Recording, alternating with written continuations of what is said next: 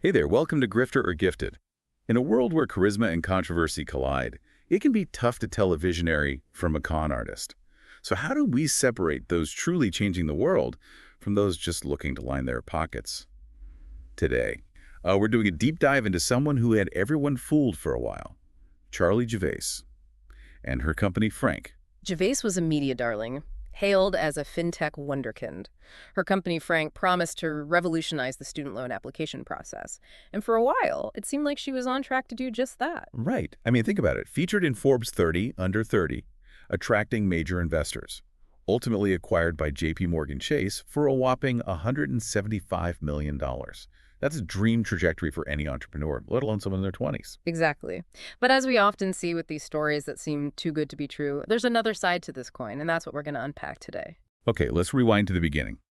Frank launched in 2017 with the stated goal of simplifying the FSA, the free application for federal student aid. Anyone who's ever filled out that form knows it's a bureaucratic nightmare. So a service that could streamline that process. It definitely seems like a brilliant idea with a huge potential market. Absolutely.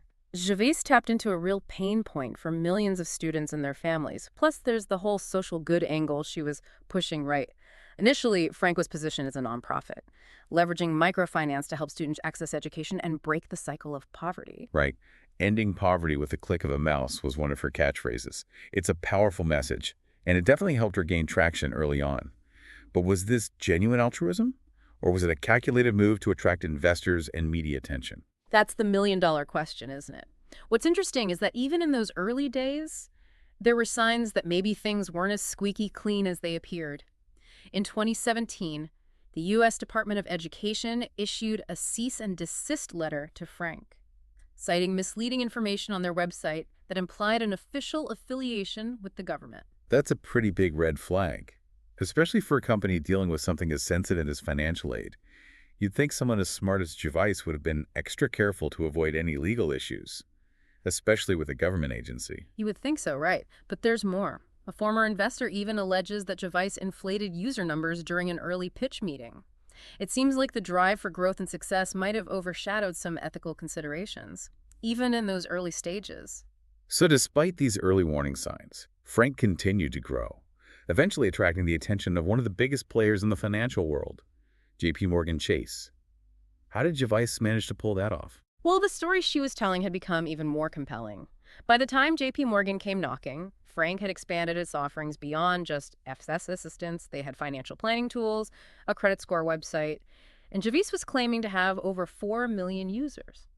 This massive user base was the key selling point that ultimately convinced JP Morgan to acquire Frank for $175 million. Wow.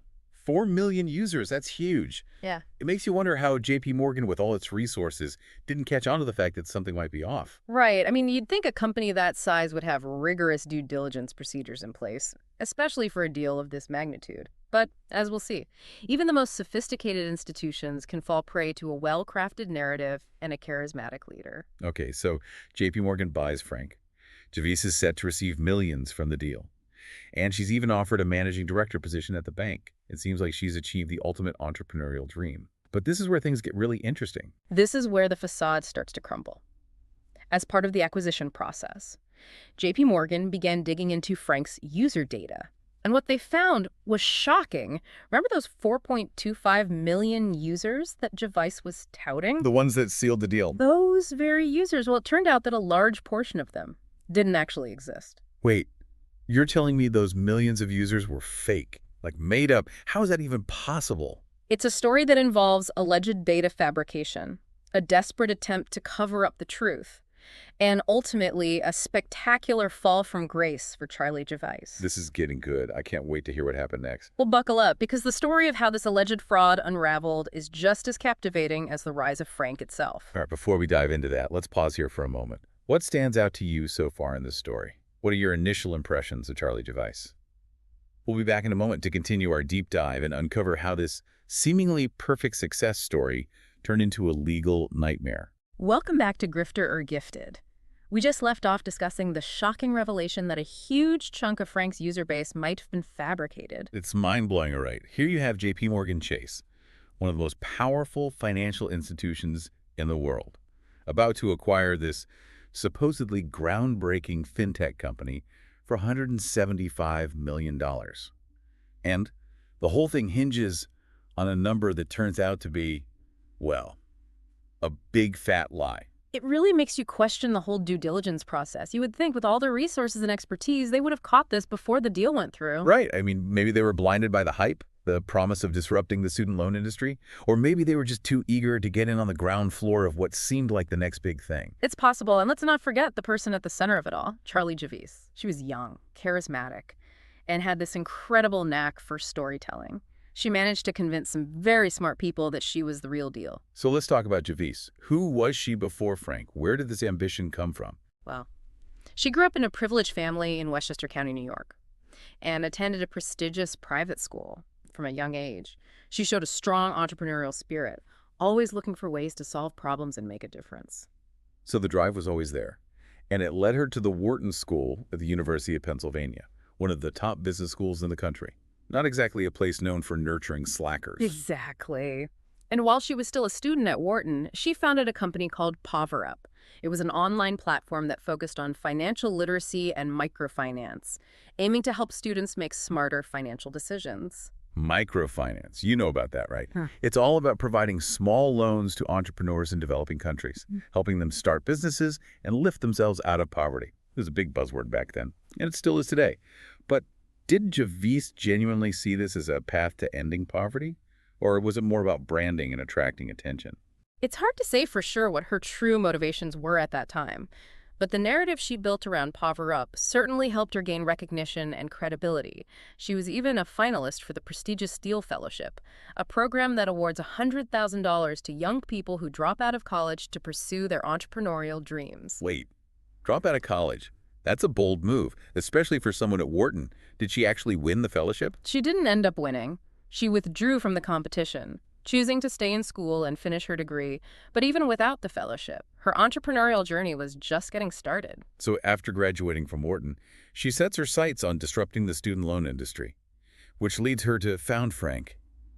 It was all about simplifying the FESA process right, making it easier for students to access financial aid. That was the initial focus. Javice recognized that the FSA form was a major pain point for students, often preventing them from getting the financial assistance they needed to pursue higher education. It was a problem worth solving, and she saw an opportunity to make a real difference. And it's a problem a lot of people can relate to.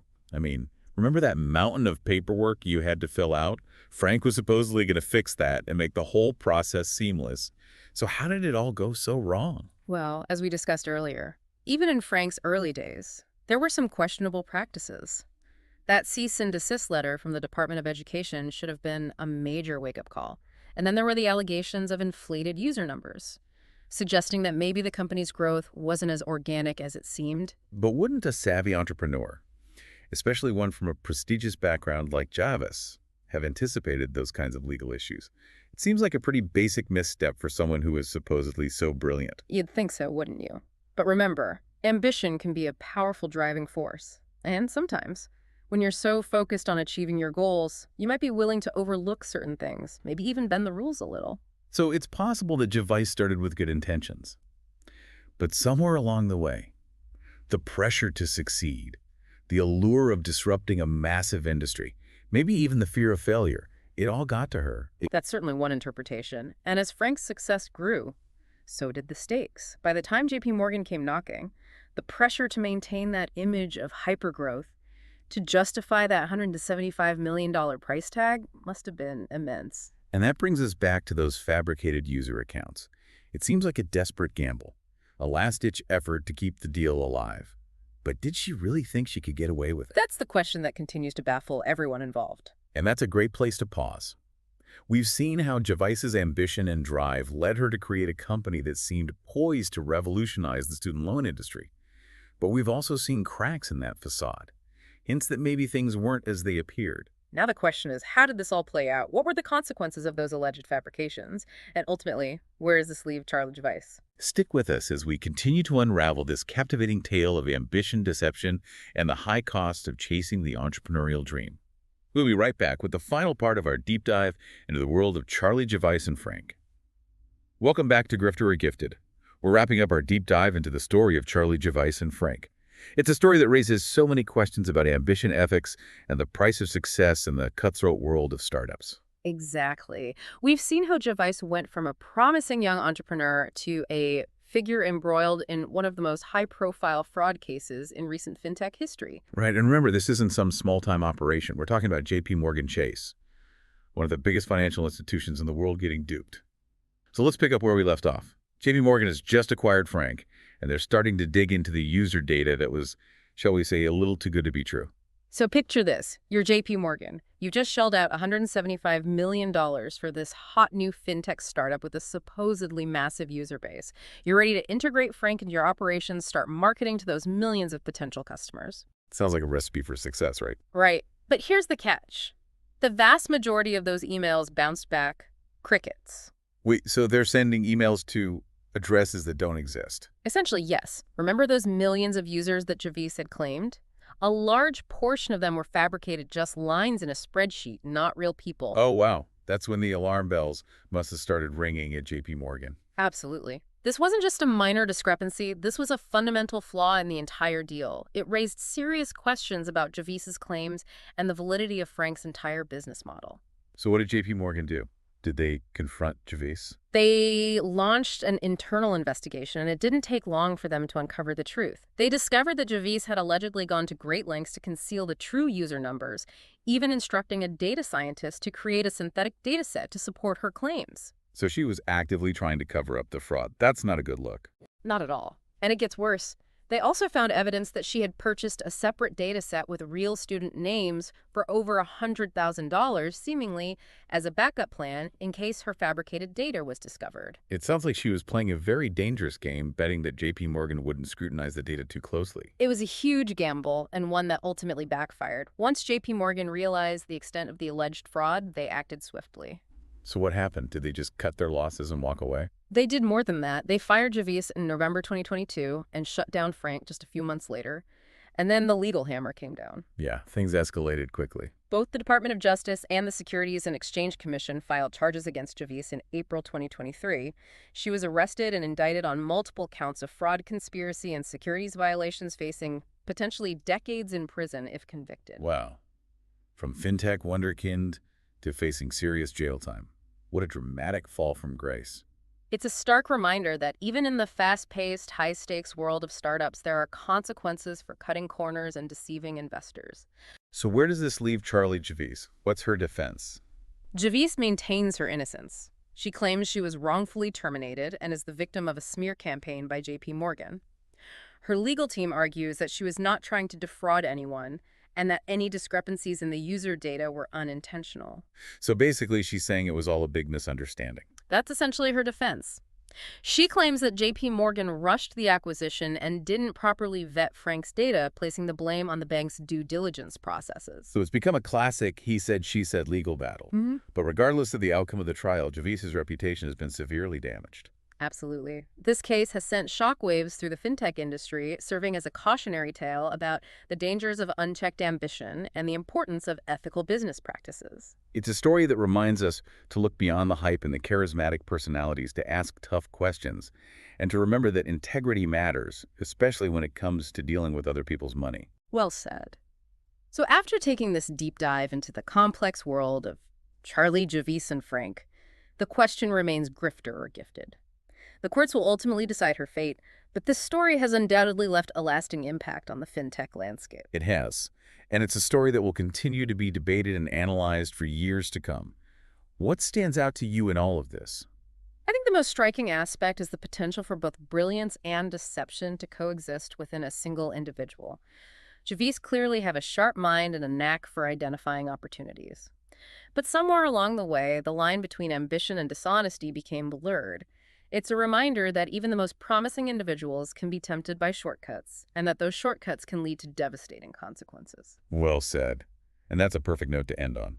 Thanks for joining us on this deep dive into the world of grifter or gifted. Remember, knowledge is power, especially when it comes to discerning those who are truly changing the world from those who are simply out to line their own pockets. Until next time, stay curious, stay informed, and stay skeptical.